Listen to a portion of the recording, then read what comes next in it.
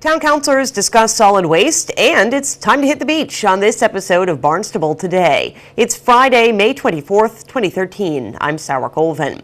The beaches are beginning to open this weekend. Director of Leisure Services Patty Machado is excited, but also reminds residents there's one crucial item you need before hitting the beach. But you do need your beach parking permits. Don't forget to take care of that. We are here.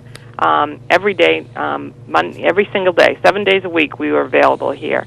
Monday through Saturday, we have staff on from, I shouldn't say staff, volunteers, God bless them, are here Monday through Saturday from 9 a.m. until 4 p.m. And again, volunteers, if you're waiting in line, don't forget to just thank them for volunteering their time. They save us a lot of money and save us money on our beach sticker costs. Also, we have Sundays and holidays. We're here from 9 to noon. So there's plenty of opportunity to get your beach sticker. Usually this weekend the lines can be a little bit long, so just be a little bit patient. And we'll do the best we can to help you through it. Stickers are sold at the Hyannis Youth and Community Center. Machado outlines what you need to get yours. Registration, first off, and it has to be a valid registration. And I know a lot of you people leave yours in the car, so you have like 5 of them. Try to pick the one that is this year's resident, because then we end up having to send you back and we end up feeling bad. But try and make sure that you bring the current registration in. As long as it says Barnstable, it has a Barnstable residency address on that, we can send you to a quick line.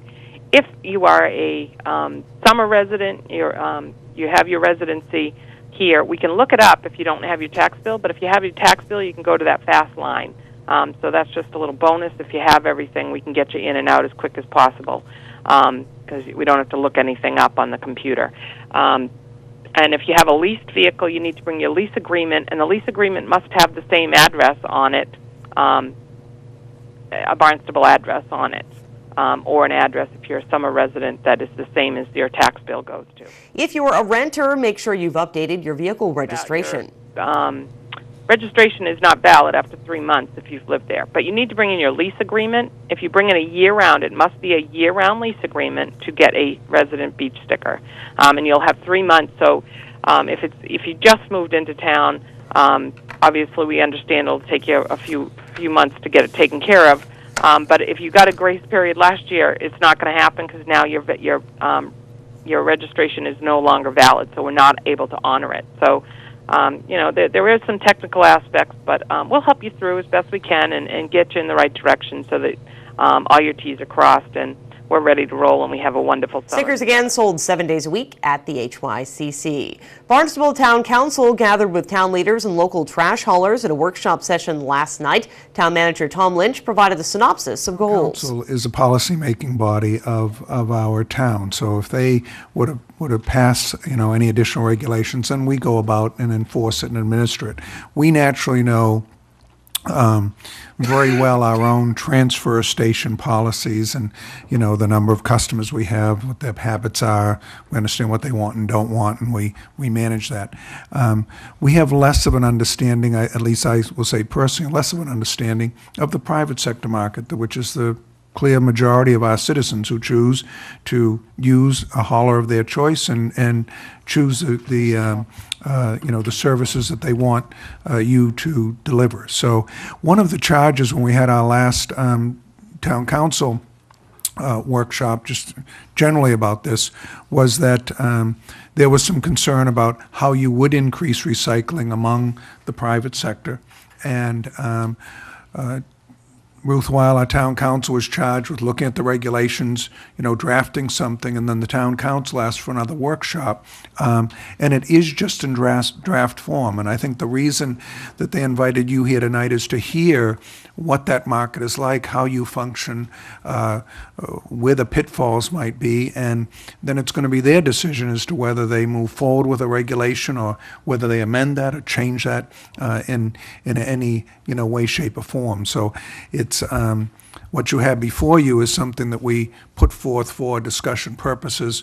Rick was asked to kind of analyze that as to how it would fit in the as you just saw, and from my perspective, I'm certainly here to listen and find out what the council is thinking of. John DeLude, owner of Nauset Disposal, raised some concerns as many of the region's trash haulers and representatives were unable to attend the meeting. again, this is something that has been posed in a lot of communities, most of the communities in Massachusetts. Some of the things that Richard has proposed in his presentation here, I believe, are misrepresented as well. And not having Steve here, it's very difficult to answer those questions, because are we actually talking about a pay-as-you-throw program, or are we talking about town-wide curbside recycling collections? I'm worried that we're going to have some misrepresentation. Town Councilor Fred Chirigotis sought clarification, as did Councilor Rugo. There are a lot of unanswered questions here, and I think that we're jumping the gun if you start talking about pay-as-you-throw programs, or you start talking about town-wide curbside pickup. Then you can start talking about how you pay for that. There's a whole host of issues that go along with that. Right now, what we're talking about is the regulations with regard to private haulers. But the agenda says discussion with refuse haulers, recycling, and a proposed ordinance. We've been talking about pay-as-you-throw for a year plus. We've been talking about curbside for a year plus. Those are the agenda items, and clearly, this is an opportunity to further discuss that. Further clarification came from Town Council President Dr. Deborah Dagwan. One of the reasons we pulled this together also was that for us to increase our recycling rate, that is a number, one of the top issues as well. And I think the survey that went out, as well as the ordinance that went out, isn't necessarily mandating anything. It's to try to, for us to come together and decide on how do we get that kind of information from people. The haulers are the ones that actually pick up a lot of the solid waste, so to invite them in to see, in some way how they can help us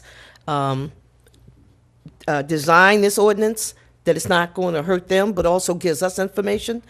And I know the CFAC, as well as the renewable energy, did their due diligence of looking at what was going on out there, because we had no clue until they actually went out and did the research themselves and brought that information back to us.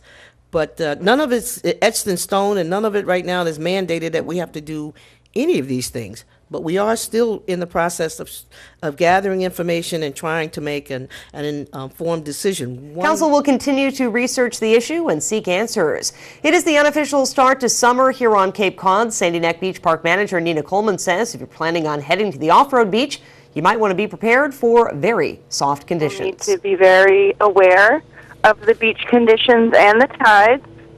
And air those tires down. I've been taking my tires down on all the patrol trucks to 15, which helps quite a bit in those real soft areas. So you have to be, on your game when you go out there. What's going on is the dune was eroded, and now it's sort of slumping down, and all that really soft sand is eroding down into the ORV corridor. So some areas are firm and some areas are super soft. While the weather might not be great, Nina expects folks to flock to Sandy Neck. Most definitely it is a camper weekend, no matter what, even if the weather is not perfect or questionable. It's the unofficial beginning of all those folks showing back up here to Sandy Neck with their campers and reconnecting with friends and seeing the beach after the winter. So we do anticipate, no matter what, that there'll be a certain amount of campers coming out this weekend. In terms of what we call day trippers, or folks just driving on the beach with a day pass, or people going to the public beach, that's of course all driven by the weather.